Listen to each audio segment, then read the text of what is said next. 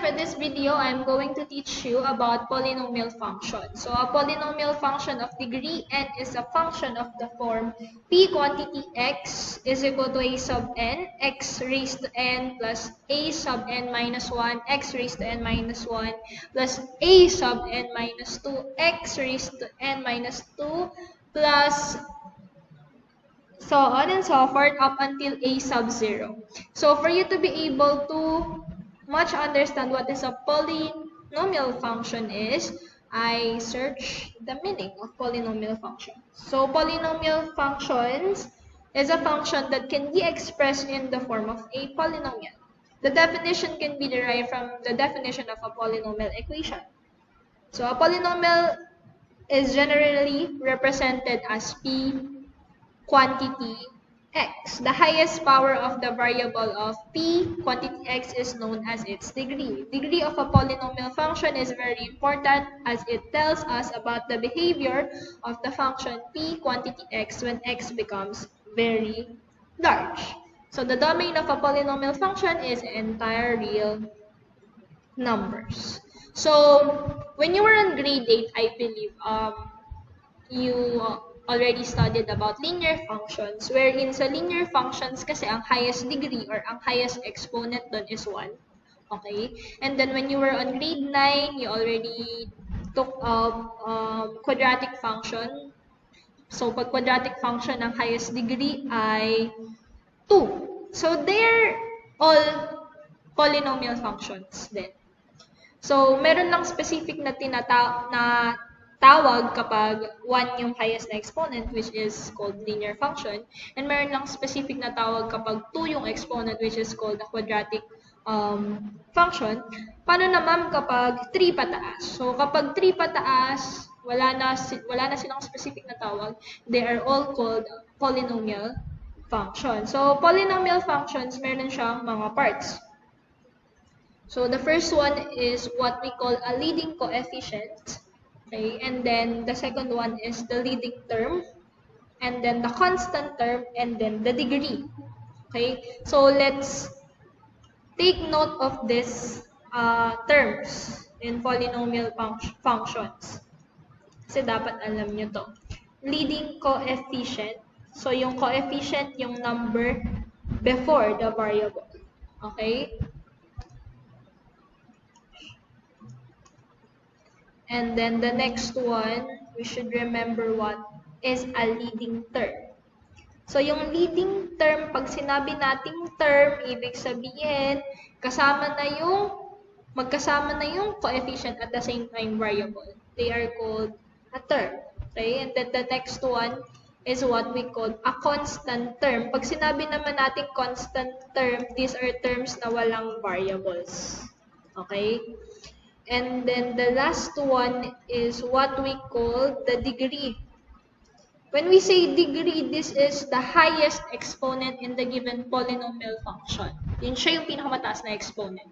Okay, so let's say for example, we have, I'm going to erase this, and we will be finding the leading coefficient, the leading term, the constant term, and the degree of this polynomial function. And by the way, sa polynomial function, kailangan naka-arrange po yung degree from highest to lowest.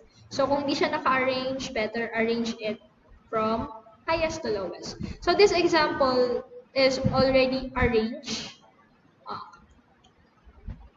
Naka-arrange na yung degree niya. Or yung exponent niya.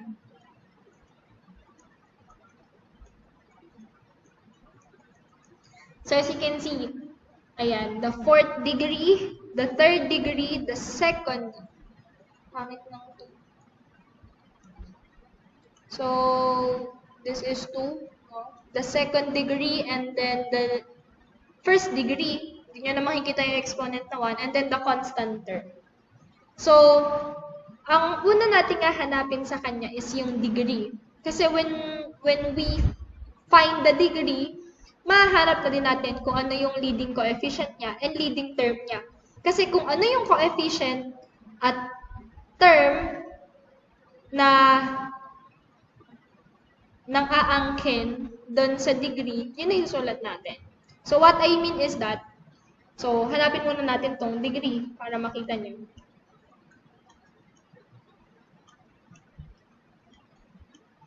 So, pag nahanap natin yung degree or yung highest exponent, doon na din natin kukunin yung leading coefficient and leading term. So, mas maganda, ayun, mas magandang explanation. So, in this given polynomial function, ang highest degree dito is your fourth degree. Okay? Which is 2x raised to the fourth power. 4 yung pinakamataas na exponent. So, ang degree po dito ay up until fourth degree. Kasi 4 yung exponent, di ba? So, fourth degree. And then, using this, dito na natin, yung degree, doon natin kukunin yung leading coefficient and leading term. So, ang leading coefficient, ano ba coefficient nito? 2, di ba? 2. Siya yung leading coefficient. Kung ano yung coefficient ng highest degree, yun yung leading coefficient. And kung ano yung term ng highest degree, yun yung leading term. So, kapag sinabi nating term, kokopyahin natin po. So, 2x raised to the fourth power. Siya yung leading term. And then, the constant term, kung ano yung term na walang variable na kasama, that is the constant term. And that is 1. So, that is how you identify the leading coefficient, the leading term, and the constant term, and the degree of polynomial functions. Let's say we have another example.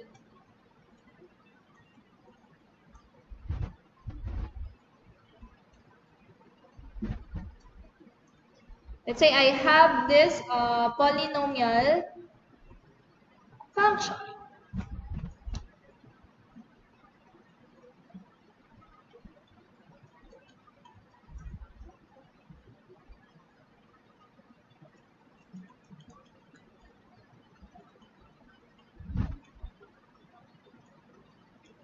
So yeah.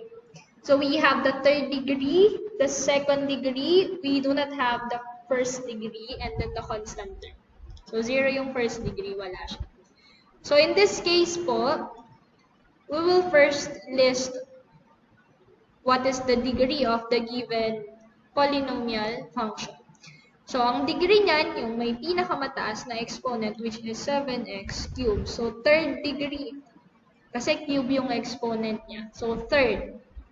And then, using that, tingin tayo dun sa term na may-ari nung pinakamataas na exponent. Okay? And then, the leading coefficient is 7. The leading term is 7x cubed.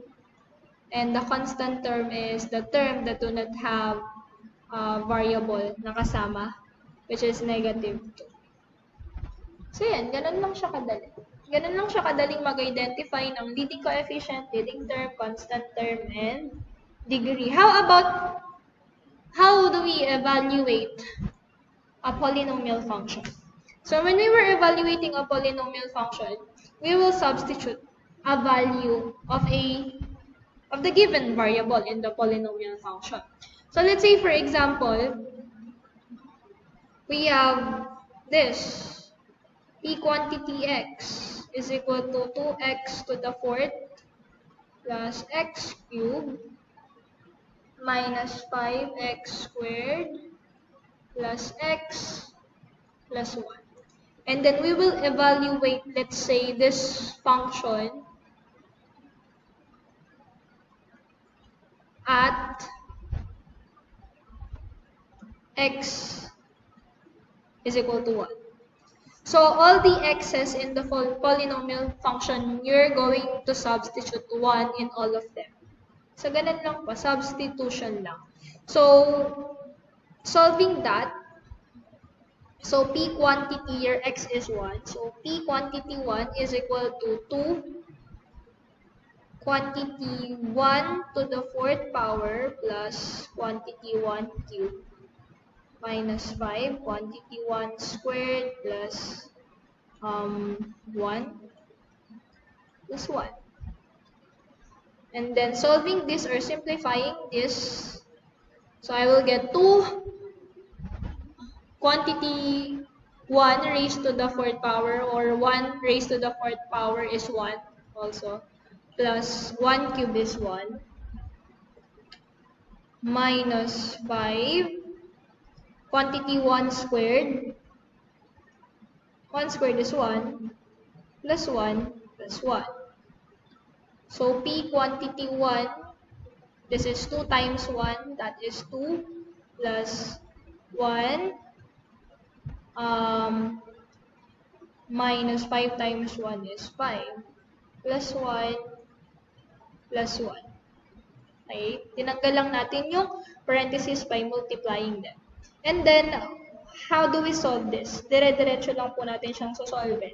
Wala namang groupings, so there's no need to like apply PEMDAS. Okay? So, dire-diretso lang natin solve. So, 2 plus 1, that is 3. 2 plus 1, that is 3. Minus 5. 3 minus 5, that is negative 2. Plus 1, that is negative 1. Plus 1, that is 0. Tama ba? So, 2 plus 1, that is 3. Okay? 3 minus 5, that is negative 2. Plus 1, negative 1 plus 1, that is 0. So, I'm just going to check using my calculator to make sure our answer is correct. So, 2 plus 1 minus 5 plus 1 plus 1. Yeah. So, this polynomial function, when we evaluate at x is equal to 1, you will come up with 0 as its answer. So, let's solve another, or let's evaluate another polynomial function. So, let's say we have p quantity x is equal to 7x cubed. What given did I put a while ago? So, plus x squared minus 2. Let's say, that is the given a while ago. So, let's say we will evaluate this polynomial function at x is equal to negative 2. So, negative 2, you're going to substitute negative 2 to all the x's in the polynomial function. So, solving that, p quantity negative 2 is equal to 7 quantity negative 2 times quantity negative 2 cube plus negative 2 squared minus 2. So, p quantity negative 2 is equal to 7. So, simplify this part. Negative 2 cube, the answer is negative. So, wag pong nagka-calculator ng ganyan. Solve ng mano-mano yung sign. Okay? Kasi, yun nga, katulad ng sinabi ko din sa ibang rate, when you compute this on calculator, at least in scientific calculators, bibigay sa inyo positive. When in fact, negative times negative, positive times negative, the answer must be negative. Okay? Kasi 3, tatlong beses mo siya i-multiply. So, 2 times 2 is 4 times 2. The answer is negative 8. Plus, negative 2 squared is 4. Okay, so, there's no problem. You cannot, pwede nyo nang paglagyan ng parentheses kasi positive naman yung lumabas. Minus 2. And then, p quantity negative 2. 7 times negative 8. The answer is negative 56. Plus 4 minus 2. So, compute this continuously. Dire-diretso nyo siyang i-solve. Okay? Don't mind the PEMDAS or something kasi wala namang groupings. Ginagamit yung PEMDAS pag may groupings. Okay? So, p quantity negative 2 is equal to negative 56 plus 4. The answer is negative 52. Sorry. Dire-diretso na nga pala. So, negative 56 plus 4, the answer is negative 52 minus 2. So, the answer is negative 54. Okay? So negative 56 plus 4, the answer is negative 52 minus 2, the answer is negative 54. So when we evaluate this polynomial function at x is equal to negative 2, you will come up with negative 54 as your answer. So that is the basic knowledge in learning polynomial function. So we took up 2 lessons in lesson 10, identifying the leading coefficient, leading term, constant term, and degree of polynomial functions, and evaluating polynomial functions.